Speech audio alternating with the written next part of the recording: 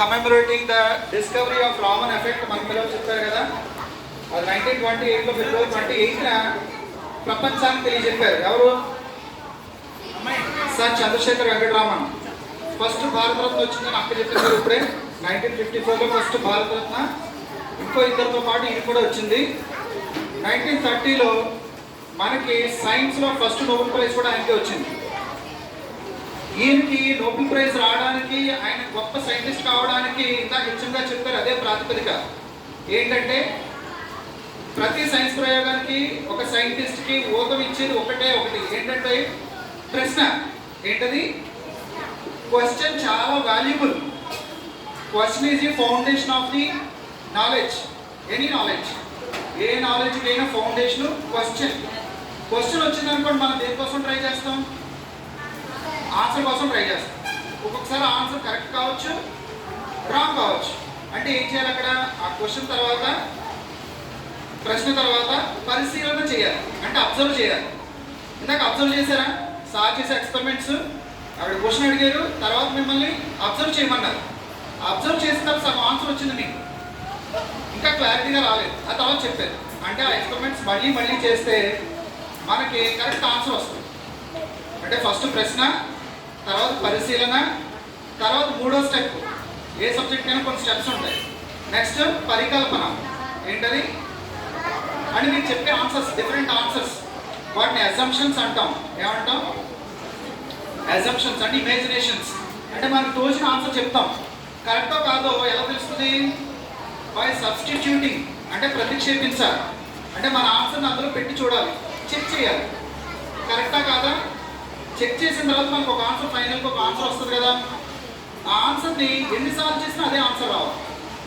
అప్పుడే సైన్స్లో ఒక ఫ్యాక్ట్ అవుతుంది. ఏమవుతుందమ్మా? ఫ్యాక్ట్ అంటే నిజం, సత్యం, ట్రూత్ అవుతుంది. అంటే మన ప్రశ్న, తర్వాత పరిశీలన, తర్వాత ప్రతిక్షేపణ, పరికల్పన, ఫైనల్గా నిరూపణ.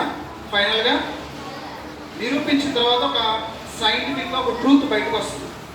ఆ తర్వాత అది ప్రపంచంలో ఏ దేశం వాళ్ళు ఎవరు చేసినా ఒకే ఆన్సర్ వస్తుంది. దాన్ని జనరలైజేషన్ అంటారు. ఏమంటారు? అంటే అందరికీ ఒకే ఆన్సర్, యూనివర్సల్ ట్రూత్, సార్వజనీయ సత్యం. ఆ తర్వాత నెక్స్ట్ స్టెప్ ఏంటంటే మనం డైలీ లైఫ్లో వాడుకోవాలి. ఎప్పుడు వాడుకోవాలి? అది సత్యం, నిజం అయితేనే. దాన్ని అప్లికేషన్ అంటారు. ఏమంటారు?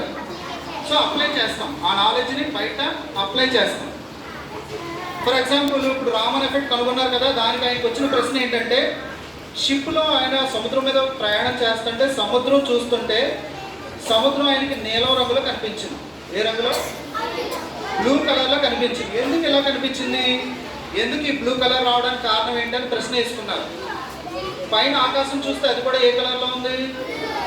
ఎందుకు ఇలా బ్లూ కలర్? ఎందుకు? ఎన్నో డిఫరెంట్ కలర్స్ ఉన్నాయి కదా ప్రకృతిలో. భూమి మీద ఎక్కడ చూసినా పచ్చదనమే కదా, ఇది రిఫ్లెక్ట్ అయ్యి పచ్చగా కనిపించాలి కదా ఆకాశం. మరి నీలంగా ఎందుకు కనిపించింది? దానికి ఆయన ఈ రామన్ ఎఫెక్ట్ ద్వారా ఆన్సర్ చెప్పగలిగారు. తర్వాత దాని అప్లికేషన్స్ అవి చాలా ఉన్నాయి. అందులో స్కాటరింగ్ అని చెప్పారు కదా సారు. ఆ స్కాటరింగ్ వల్ల ట్రాన్స్పరెంట్ మెటీరియల్ ద్వారా లైట్ వెళ్ళినప్పుడు మీకు అక్కడ డార్క్ రూమ్లో చూపించారు. లైట్ చూపించారా? స్కాటరింగ్ అయ్యి లైట్ ఎలా అయితే వెళ్ళిందో అదే దారిలో వెళ్ళకుండా కొంచెం వంపు తిరిగి వెళ్ళింది. అవునా? స్ప్లిట్ అయింది.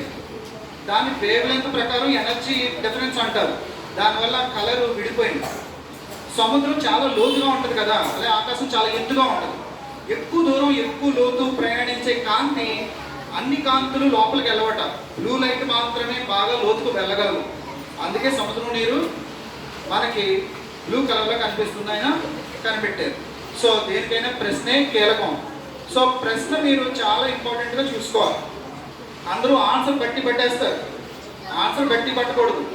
క్వశ్చనే 10 సార్లు, 10కి 10 సార్లు అనుకోవాలి. అప్పుడు ఆన్సర్, మనం రకరకాల ఆన్సర్లు అనుకుంటాం, ఫైనల్గా ఏదో ఆన్సర్ మనకే తెలిసిపోతుంది. సో ఆన్సర్ బట్టి పడితే మాత్రం ఉపయోగం లేదు. Thank you sir.